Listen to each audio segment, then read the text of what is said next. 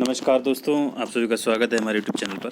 दोस्तों, आज के वीडियो में हम बात करेंगे टॉप 40 इम्पोर्टेंस क्वेश्चन जो कि भारत की ऊर्जा संसाधन से संबंधित क्वेश्चन है और ज्योग्राफी के क्वेश्चन सारे आने वाले एग्जाम्स के लिए इम्पोर्टेंट होंगे। तो आप सभी वीडियो को लाइक करें और शेयर करें और कॉपी पेन लेकर बैठें। जो भी इम्पोर्टेंट तथ्य होंगे बीच में वो साथ साथ बताएंगे आपको। तो चलिए स्टार्ट करते हैं। पहला क्वेश्चन है यहाँ पर, निम्नलिखित में से कौन सा ऊर्जा का गैर परंपरागत स्रोत नॉन कन्वेंशनल की श्रेणी में आता है।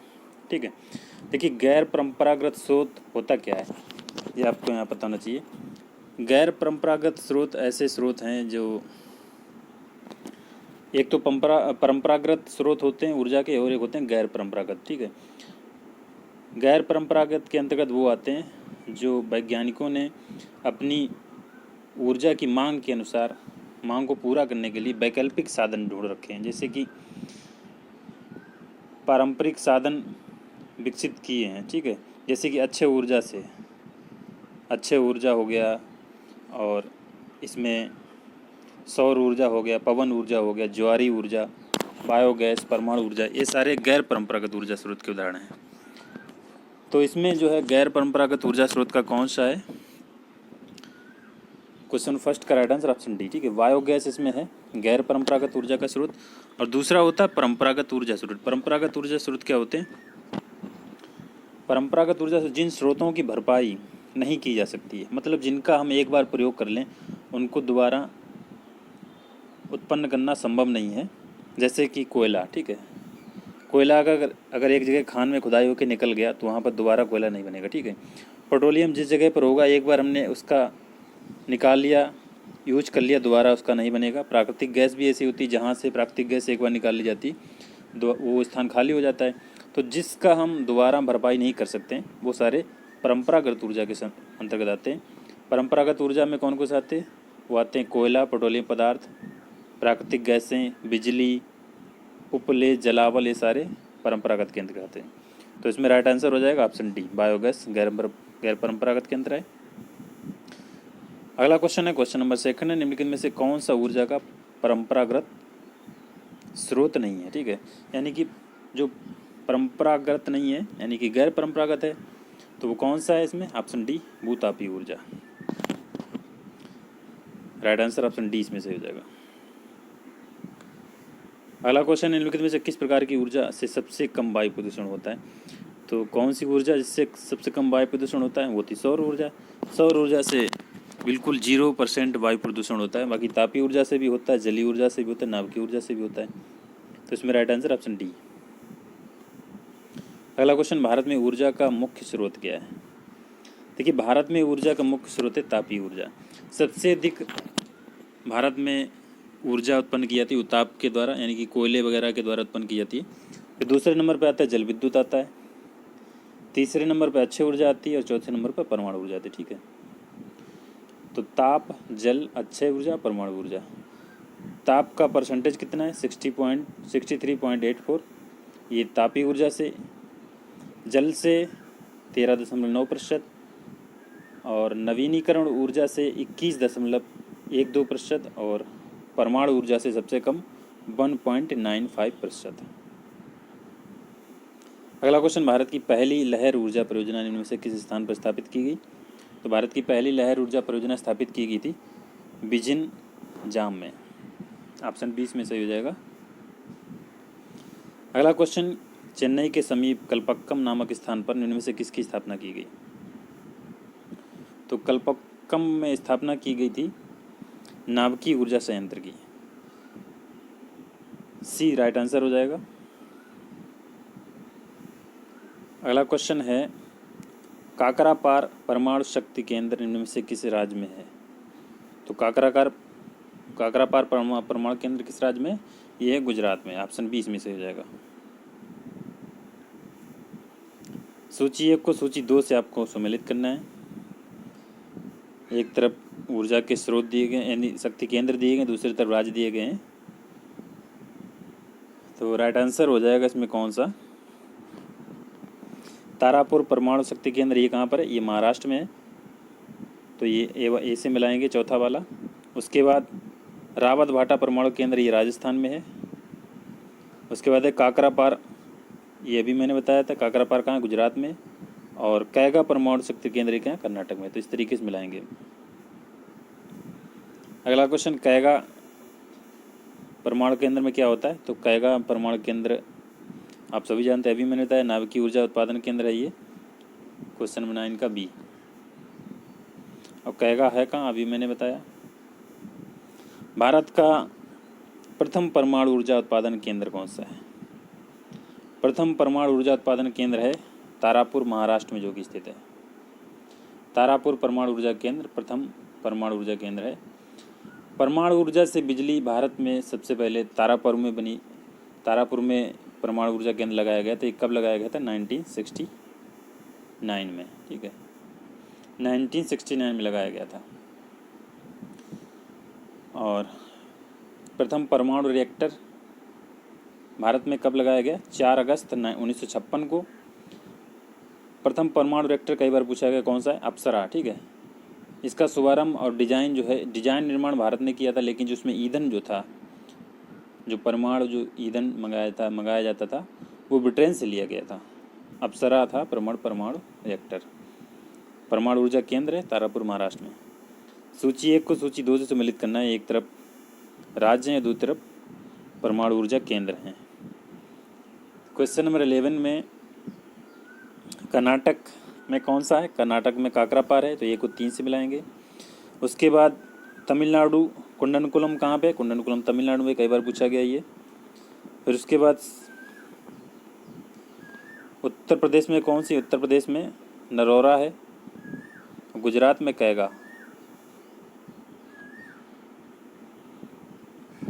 इस तरीके से मिलाएंगे यहाँ पर। अगला क्वेश्चन है, भूतापी ऊर्जा पर आधारित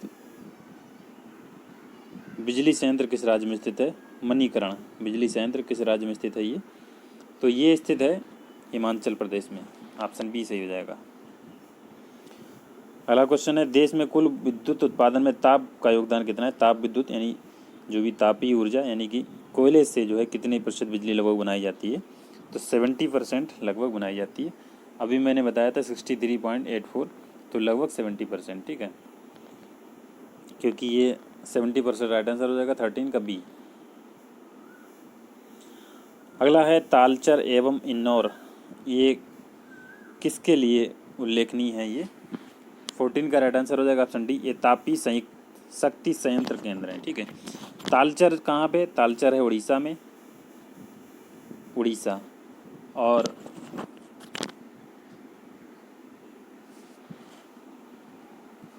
तालचर यहाँ पे उड़ीसा में।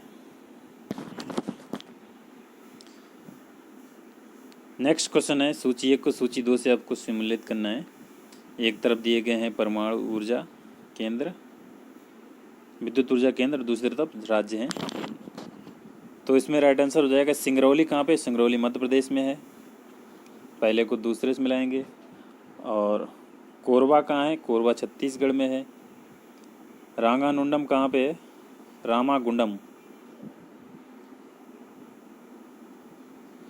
रामागुंडम है तेलंगाना में। और कहलगांव है बिहार में। इस तरीके से मिलाएंगे। अगला क्वेश्चन, निम्नलिखित ताप विद्युत केंद्रों में संबंधित राज्यों में कौन सम्मिलित नहीं है? क्वेश्चन नंबर 16 का राइट आंसर इसमें डी, कोरबा। मध्य प्रदेश में नहीं, कोरबा कहाँ पे? अभी मैंने बताया था, अभी ऊपर बताया था कोरबा। तो आप सभी बताइएगा। अगला क्वेश्चन, भारत की प्रथम जल विद्युत परियोजना किस नदी पर बनाई गई और कहाँ पर है ये? तो प्रथम जल विद्युत परियोजना बनाई गई थी कावेरी नदी पर। ये शिव समुद्रम परियोजना है। राइट आंसर 17 का सी हो जाएगा यहाँ पर। कावेरी नदी पर है शिव समुद्रम परियोजना। अगला क्वेश्चन, चूखा जल विद्युत परियोजना जो कि भारत एवं भूटान की संयुक्त परियोजना है, ये किस नदी पर स्थित है? तो चूखा जल विद्युत परियोजना स्थित है ये वांगचू नदी पर। 18 का सी यहाँ पर सही हो जाएगा। अगला है, महात्मा गांधी जल विद्युत परियोजना स्थित है। महात्मा गांधी जल विद्युत परियोजना ये किस नदी पर है और कहाँ पे है, किस राज्य में? तो ये है कर्नाटक में शरावती नदी पर स्थित है ये।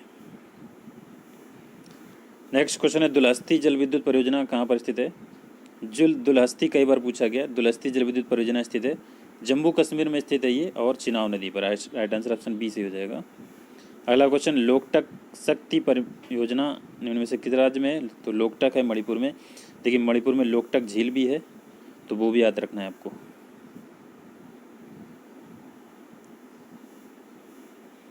अगला निम्न में से किस स्थान पर विद्युत जल शक्ति में पैदा की जाती है?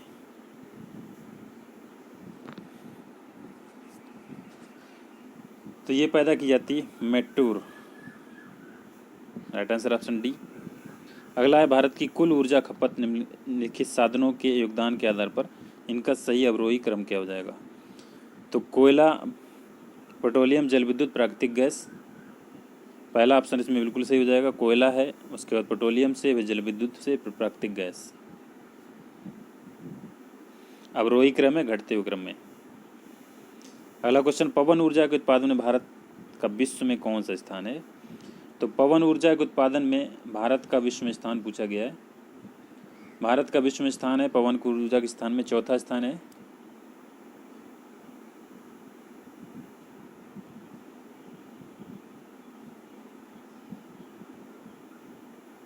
चौथा राइट आंसर हो जाएगा। पहले स्थान पर चीन है, दूसरे स्थान पर अमेरिका, और तीसरे स्थान पर जर्मनी, और चौथे स्थान पर भारत है। और यहीं पर अगर सौर ऊर्जा की बात की जाए तो सौर ऊर्जा के उत्पादन में भारत जो है 5वें स्थान पर है। ठीक है, पवन में चौथे और सौर में 5वें। अगला क्वेश्चन, भारत में प्रथम जल विद्युत केंद्र की स्थापना 1897 ईस्वी में कहाँ की गई थी? हाइड्रो इलेक्ट्रिक स्टेशन की स्थापना कहाँ की थी? तो ये की गई थी दार्जिलिंग में। दार्जिलिंग में सबसे पहले जल विद्युत संयंत्र की स्थापना की गई थी। प्रथम ये 1897 लगाया था, और यहीं पर दार्जिलिंग में सबसे पहले प्रथम बिजली आपूर्ति यहीं पर की गई थी, दार्जिलिंग में ही। अगला क्वेश्चन है एशिया की पहली भूमिगत जल विद्युत परियोजना भारत के निम्नलिखित राज्यों में से किस में स्थित है? तो भूमिगत सबसे बड़ी जल विद्युत परियोजना ये हिमाचल प्रदेश में स्थित है। 26 का बी यहाँ पर राइट आंसर हो जाएगा, हिमाचल प्रदेश।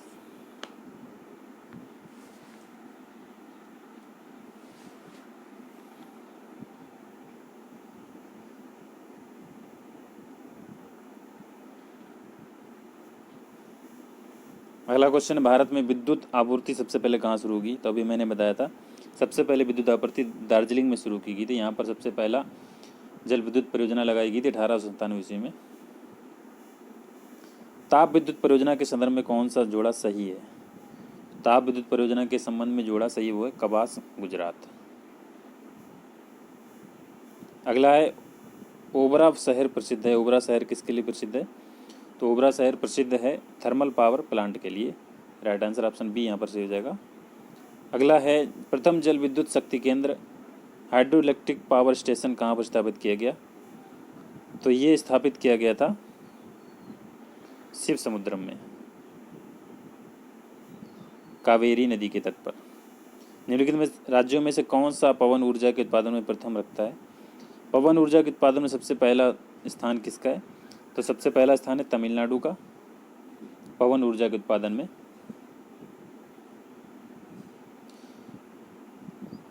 उसके बाद आंध्र प्रदेश, फिर गुजरात, फिर कर्नाटक, फिर एमपी, फिर राजस्थान। और सौर ऊर्जा के उत्पादन में सबसे पहला स्थान है राजस्थान का, फिर गुजरात, फिर मध्य प्रदेश, तमिलनाडु, छत्तीसगढ़। भारत के वाणिज्यिक ऊर्जा की कितने प्रतिशत पूर्ति कोयले से की जाती है? तो ये की जाती 67%। कई बार क्वेश्चन पूछा गया यूपी पीसीएस वगैरह में, इसको पुरट लेना है। अगला क्वेश्चन है निम्नलिखित में से कौन सा भारत में वाणिज्यिक ऊर्जा का प्रधान होता है? तो वाणिज्यिक ऊर्जा का प्रधान होता है कोयला। उड़ान एक गैस आधारित शक्ति परियोजना किस राज्य में है? गैस आधारित है शक्ति परियोजना उड़ान, तो ये है महाराष्ट्र में। अगला है केंद्रीय जल एवं विद्युत शोध केंद्र कहाँ स्थित है? केंद्रीय जल एवं विद्युत शोध केंद्र स्थित है खड़गवासला में। राइट आंसर पहला। भारत में सबसे ज़्यादा ताप विद्युत उत्पन्न करने वाला राज्य कौन सा है? सबसे अधिक ताप विद्युत सबसे अधिक उत्पन्न करने वाला राज्य है भारत में, ये पूछा गया, तो ये है महाराष्ट्र। भारत में कुल उत्पादित विद्युत में परमाणु शक्ति का भाग कितना है? परमाणु के द्वारा कितनी शक्ति उत्पन्न की जाती है? तो मैंने अभी बताया था 1.95 या 1.8 जितना भी है, लेकिन बहुत कम है 1.95 वैसे, ठीक है, इसी के आसपास है। भारत का कौन सा राज्य सौर ऊर्जा उत्पादन में अग्रणी राज्य है? तो सौर ऊर्जा के उत्पादन में मैंने भी बताया था राजस्थान है, और पवन ऊर्जा में तमिलनाडु है। राजस्थान के बाद गुजरात, एमपी, तमिलनाडु, छत्तीसगढ़ आते हैं। हिमाचल प्रदेश में मणिकर्ण में गर्म झरनों की प्राकृतिक ऊर्जा का स्रोत क्या है? तो वहाँ पे गर्म झरने हैं, तो इसका प्राकृतिक ऊर्जा का स्रोत है भूतापी ऊर्जा। भूतापी ऊर्जा के कारण यहाँ पर जो झरने में पानी जो है गर्म रहता है। सूची 1 को सूची 2 से मिलाना है। एक तरफ ऊर्जा एक तरफ कर्नाटक राज्य दिए गए, दूसरी तरफ ऊर्जा संयंत्र दिए गए हैं। 40 का आपको मिलाना है। कर्नाटक में कौन सा है? कर्नाटक में कैगा है, का से कर्नाटक, का से कैगा मिलाएंगे। उसके बाद तमिलनाडु में कुंडलकुलम है, ठीक है। उत्तर प्रदेश में नरोरा है, और गुजरात में काकरापार। इस तरीके से मिलाएंगे। तो ये तो थे 40 इंपॉर्टेंट क्वेश्चन। कुछ ज़रूरी सूचनाएं और हैं, जैसे कि 2030 तक 40% बिजली उत्पादन का लक्ष्य रखा गया है स्वच्छ ऊर्जा से, ठीक है। कई बार क्वेश्चन पूछा गया 2022 तक कितने गीगाबाइट नवीनीकरण ऊर्जा उत्पादन का लक्ष्य रखा गया है? तो ये रखा गया 175 गीगाबाइट का, ठीक है, जिसमें कि 100 गीगाबाइट सौर ऊर्जा से उत्पादित की जाएगी, पवन ऊर्जा से 60 गीगाबाइट, और बायोगैस से 10, और छोटी पन बिजली से 5 गीगाबाइट। तो ये कुछ इंपॉर्टेंट तथ्य थे जो कि आने वाले एग्जाम्स के लिए आपके लिए इम्पोर्टेंट होंगे। तो वीडियो आपको कैसा लगा दोस्तों, आप ज़रूर अपने कमेंट बॉक्स में कमेंट करके बताएं। वीडियो को लाइक और शेयर जरूर करें। इस वीडियो से आपको हर एक एग्ज़ाम में 1-2 क्वेश्चन जरूर देखने को मिलेंगे। तो दोस्तों मिलेंगे नेक्स्ट वीडियो में कल मॉर्निंग में करंट अफेयर्स की वीडियो के साथ में। तब तक के लिए थैंक यू, गुड नाइट।